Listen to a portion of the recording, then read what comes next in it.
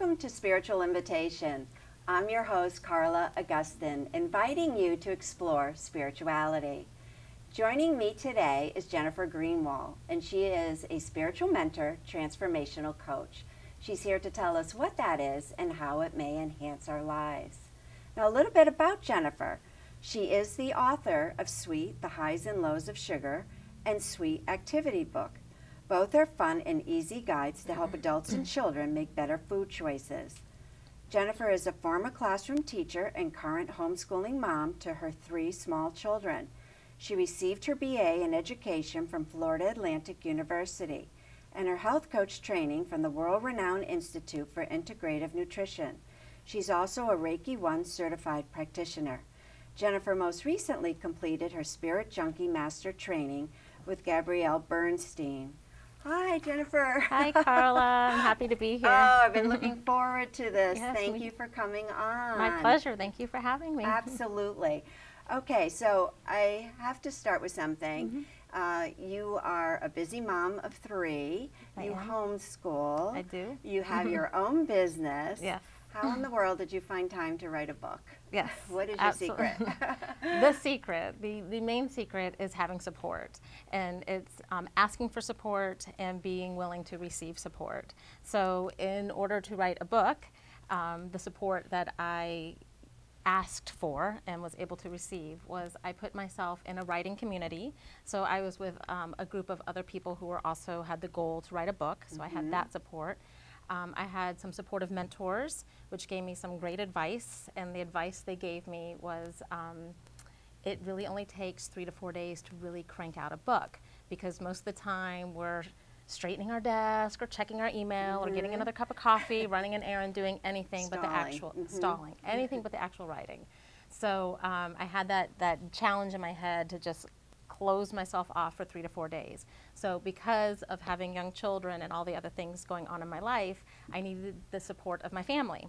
So I let them know, I'm going to lock myself off. I need your support for 3 to 4 days. And I put myself in a room, and that's what I did. I just wrote. Oh, that's fabulous. And yeah. so you need support when you want to do you big do. things. Well, that's real. Thank you for sharing that, because that's a real thing. So many people say, well, a lot of authors will say, just get up earlier, you know, and it's like, well, that's not helpful. Yeah. No, it's support. You need to ask for it and be able to receive it, be willing to.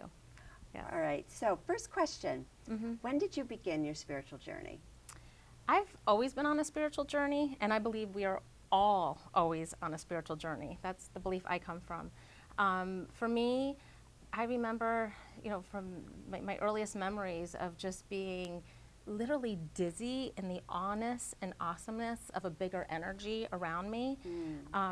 But I was born into a family of atheists, so my spirituality wasn't necessarily encouraged or nurtured. And so as I grew, it just wasn't the center point of my life, and it sort of fell off to the side. However, I would say that I always had my eye on the path, or I always had like a little foot on the path. I was always intrigued by the path. I always was dabbling in spiritual books. You would find me in the spiritual section in a bookstore. I would go to retreats and workshops, but I wasn't. Something was calling you. Something was calling me. I just wasn't fully there yet. And then when I was in my 30s and I had children, that was a huge transition in my life, and I got really grounded in who I was. And I wanted to be the best role model I could be for my children. And that brought me right back to my spirituality, because I realized my highest self, my true voice, my authentic voice was where my spirituality laid. Like, that's where it was. And so I quickly got back on that path, and I am happily on it, full force, both feet. And oh, that's great. It's amazing how sometimes having children can really help you be your best self. They do. Yeah. They absolutely do. They're a big check-in. What is a spiritual mentor, transformational coach? So a mentor or a coach is simply a person who holds the space for another person to go through a transition in their life. So a coach would, like I said, hold the space or give counsel, be a reflection for someone who's going through a trying time or an uncertain time, or they're feeling stuck. Because the thing is, we all have these egos, and our egos are stubborn, and they're big, and they keep us in these self-limiting belief patterns and these old belief patterns that don't necessarily serve us well. So what a coach does is a coach helps to dismantle the ego, to let the ego step aside so that we can really move into our true voice, our highest self, where our soul lives and where our true joy is and where our love is and where our passion and purpose is. So that's what a coach does. Okay, so you hear a lot about people being pulled back because of limited beliefs or being held back because of that. What is a limited belief? What would be an example of that? That's a great question, because limiting beliefs are prolific. They're that chatter that's happening all the time in our head, and a lot of times it's negative chatter. I was actually chuckling because on my way here my ego was starting to give me some limiting beliefs, like, who are you to be coming to this thing to talk about spirituality? And I had to quiet that voice. Quiet the voice. But what it sounds like a lot is it would sound like, I'll be happy when. I'll be happy when I lose 10 pounds, or I'll be happy when I get the relationship I want, or I'll be happy when I get that raise. Or it might sound like, I don't have enough time. I don't have enough time to eat well. I don't have enough time to exercise. I don't have enough time to nurture myself. Or it might sound like, I'm not enough. I need to be thinner. I need to be more educated. I need to be younger in order to do the very thing you want to do. And that's self-limiting, because our soul is expansive. Our soul wants us to be the best we can be, and that those self-limiting thoughts need to go away so we can step into our best self. So it's telling us all the time we're not enough. It's saying that we're not enough. And It's keeping us small. Our soul is enough. It's keeping us small, and we need to let that voice go away so that we can step into our grandest self. So who needs a coach? Who would seek this service? Yeah, I would say anyone and everyone at some point in their life. I often explain it this way, that we are all the star players in our own life. And we want to play our life well. We want to win the game, and we want to have victory and have cheers. And so what a coach does is they're sort of a guide on the side who's just strategizing with you, and they're telling you to play harder there and pull back here and restructure the play with you, or whatever it is, because a lot of times we can get stuck in our play. The other metaphor I like to give is a butterfly, and in order for a butterfly to become its truest self, in order for it to reach its potential as a gorgeous butterfly, it needs to go through transitions. And it needs to start as the larvae and then turn into the caterpillar, cocoon itself, in order to become a butterfly. And if it gets stuck in any of those transformational times, it's not going to realize its fullest potential. So it's very much the same with us. If we get stuck, we need someone to help keep pushing us along so that we can reach our highest potential. So how do coaches conduct sessions? I mean, is this done in an office or on the phone? Yeah, either or. And it's really what works for the client and the coach. If it's a local situation, often they can meet together. If it's not, then they need to use the phone and Skype, FaceTime. Technology is pretty awesome. That's wonderful, these days. right? Yeah. Okay, so people can save time there if they want, or if they find a coach, like you say, that's not nearby. You're still able to do that over the phone. And I would say it's a lot of what the client wants. If someone's saying, if they have the feeling in themselves, like, I like to sit with someone and work with them, then you want to seek someone local. But if being on the phone doesn't bother you, then the sky's the limit. I mean, there's coaches everywhere. So, what can someone expect from seeing a transformational coach? They could expect a very enlightening and awesome conversation about themselves. Because usually when someone's coming to see a coach, they're coming because they feel stuck, or they're trying to reach a goal, or they have a desire. Maybe they know the desire, maybe they don't. But the whole conversation is really about themselves and figuring out what are the limiting beliefs from getting them from point A to point B. So it's really an enlightening conversation about yourself. Kind of fun. All about the client. Yeah, it's all about the client. So I know it's not therapy, but it sounds a little like therapy. How is it different?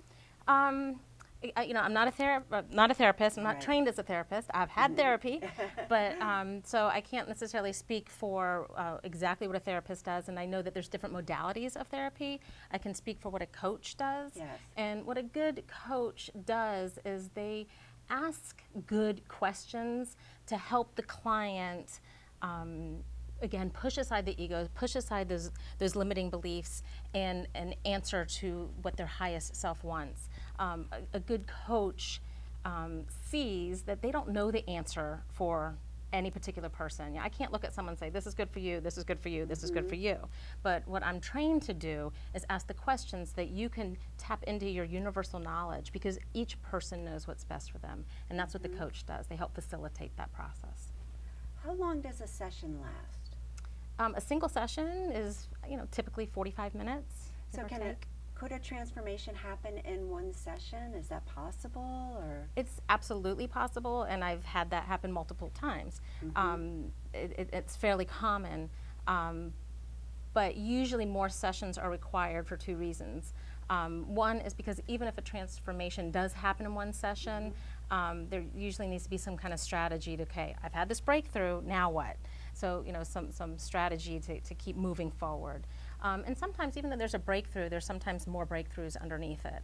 So, so it can happen in one session, depending on the person. Some people, their ego has such a stronghold. There's a little bit more work to get through it. A longer time to do it. Okay.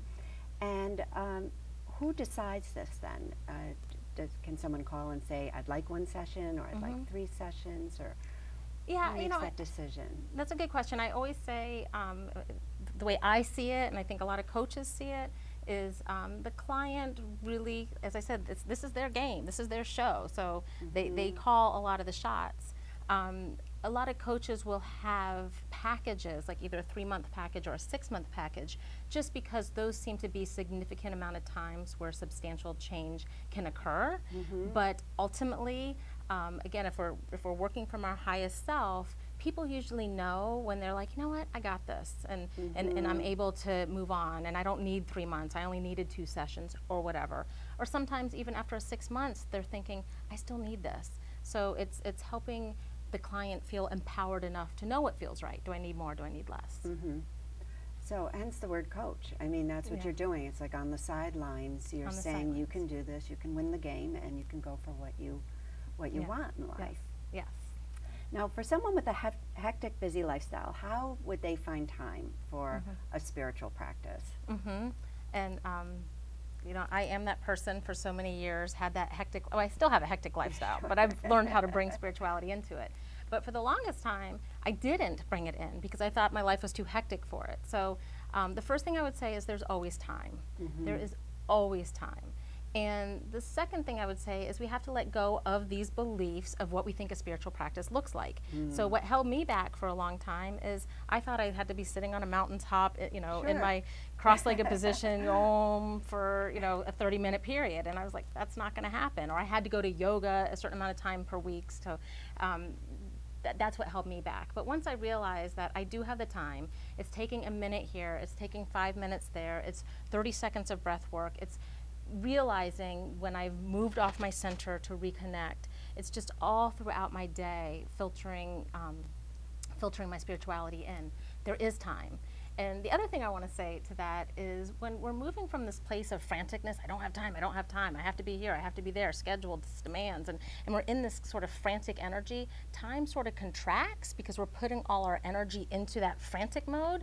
But when we let go of that and just relax and breathe and realize I'm in the perfect time, all of a sudden time expands, and you do have the time. You can find a minute, 2 minutes, whatever it is. I like how you say that. People are looking for perfection or the ideal mode, and it isn't really that. I mean, you could be walking from your car into the office, and that's your 2 or 3 minutes of saying an affirmation or chanting inside your head, that type of thing. It's all day long, whenever you find a moment. Yes. If someone can't afford to hire a coach, what other options are available for them if they can't have a private, one-on-one kind of coach? Yeah, because a one-on-one time can get expensive. So different options that can happen. One I'm a big fan of myself as someone who does this.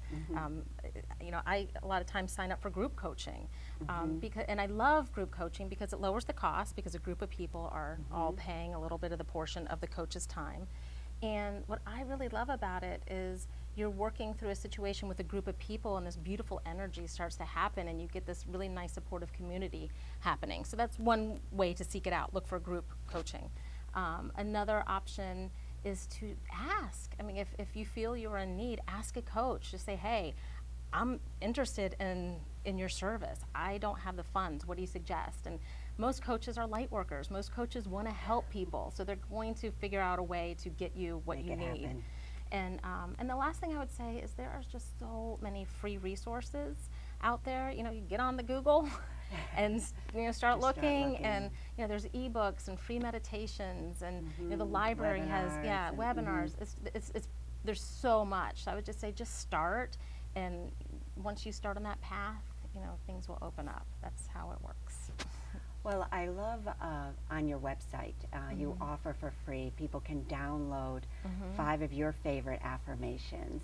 And and I like how you did it too, because it's not just the affirmation itself, but you do give an explanation of what the affirmation means.